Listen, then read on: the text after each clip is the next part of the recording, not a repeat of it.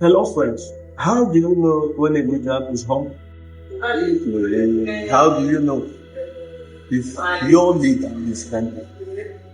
Because that's very important. Ontological humility is very, very critical in our world, and as in history, it's always been important. Now, one of the marks and attitudes of great leaders is ontological humility. Why do they don't talk about great leaders? They are not great because of their positions. They are great because of who they have become. And this becoming is more about attitude and character. That's critical. Who they have become. Because they have made it intentional to work on themselves, work on their emotions, work on their behaviors, work on their characters to become influential, because their lives reflect the light they portray. That's great leaders for me. And ontological humility will be very, very critical and has always been for every great leader, because humility itself is contagious. So a leader who is humble needs transformation. And you must ask yourself this question: how do I respond to other people's opinion? Because that's important. How do I assess myself and others? Because these are important things. Am I quick-tempered? A quick-tempered person is suffering for lack of humility. Because what humility does on you is that it deals with your inner self and reduces and makes you temperate amidst provocations. When you are quick-tempered, it means that most times quick-tempered people value themselves above the value they release others. So, are you quick-tempered? Do you have humility, ontological humility? Ontological means it is enshrined in your being. You are not humble because circumstances have made it so. You are humble because you have learned to be humble. You are humble because ontologically in your being, it has been enshrined in your being as a humble person. You have learned over time through processes of experiences and challenges you pass. You have learned to be humble because humility is learned. You have learned it intentionally. You have decided on your own to learn humility intentionally. So that's why it became ontological. It's now part of who you are. Alright, so to be humble is critical.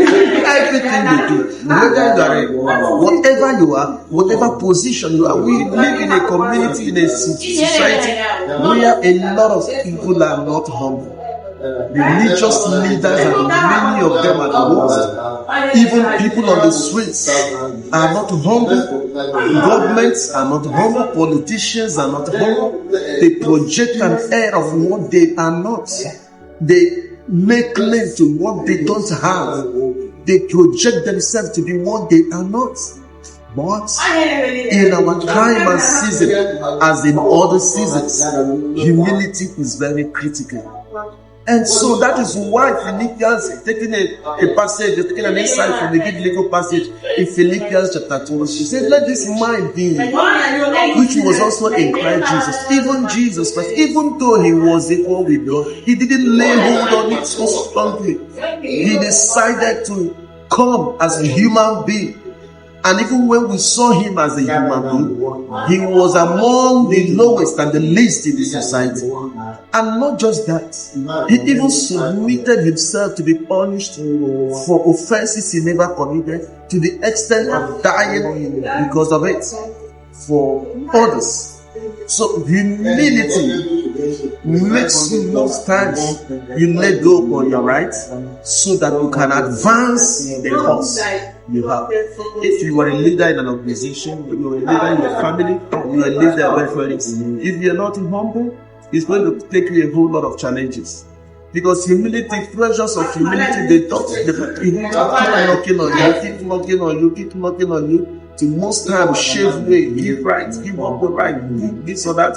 So it's important you learn what. A lot of times people get people have problems, people are angry. When you are emotional and the trouble the most times, shake it very well. It may be the challenge of humility that is troubling you. When you are angry upon others, shake it very well. It may be the challenge of humility that is troubling you. Why did he talk to me that way? Why is he looking at me that way? Why did he say that? So it may be most times the challenge of humility. It troubles on our emotions so much because we regard ourselves so highly than others. But what if we regarded others so highly than you? Some things they say do not matter so much. Some things they didn't do don't matter so much because you have come to a point where there is certain being. So humility is very, very critical for every transformational leader. As a great leader, work yourself on to grow in your humility. Your humility is very, very important. It's not so much about what others did to you. It's much more about you. How do you respond? If you are humble, you will respond in a different way. And you learn to reframe everything for the benefit and growth of your mindset. So humility is very, very critical in your leadership journey. If you are not humble, you will think that leadership is about position or entitlement. You have a sense of entitlement, a sense of claim to rights, a sense of what other things that overload you beyond measure. But integrity, but humility will make you understand that things are not always as they are. It makes you a certain being, and you don't just reserve treasures for yourself, you reserve treasures for everyone that is around you and the ones that are familiar. That is very, very important. A noble person against failure. Do you know, even taking an insight again from biblical insight, it says God opposes the proud, but gives grace to the humble. Do you know what that means? It means that when you are not humble, forces of nature work against you. That's what it means. It means that when you are not humble, even the forces of nature work against you. People work against you. And because when you hear that God opposes the proud, but gives grace to the humble, how does God do it? He uses people. He uses systems. He uses circumstances. He uses events. He uses nature. Things will work against you. Things block your path. That's the thing. They will see you and say, that arrogant person. And they will block your path. Nothing works. Nothing works with arrogance. Nothing works with that project you want to have. That project you want to get. That result you want to get. You are blocking it because of arrogance, and it didn't work. That thing you want to do that is not working, your arrogance is blocking it. It won't work. Essential humility, so ontological humility will make it work for you. Who are you supposed to talk to? Why can't you talk to the person? So why should I talk to the person? Is it bigger than me? I don't want it to know I have a gift. But then stay there. The project won't go. You won't get the results. That's the truth. People, you need to be humble. You need to be humble. You can't do it alone. Let others help you. You can't. You are not as you overloaded yourself to be. So learn humility. A great leader learns humility and advances forward. When you don't learn humility, you will impede your progress. And I'm telling you, as long as you impede your progress, you are impeded. But when you are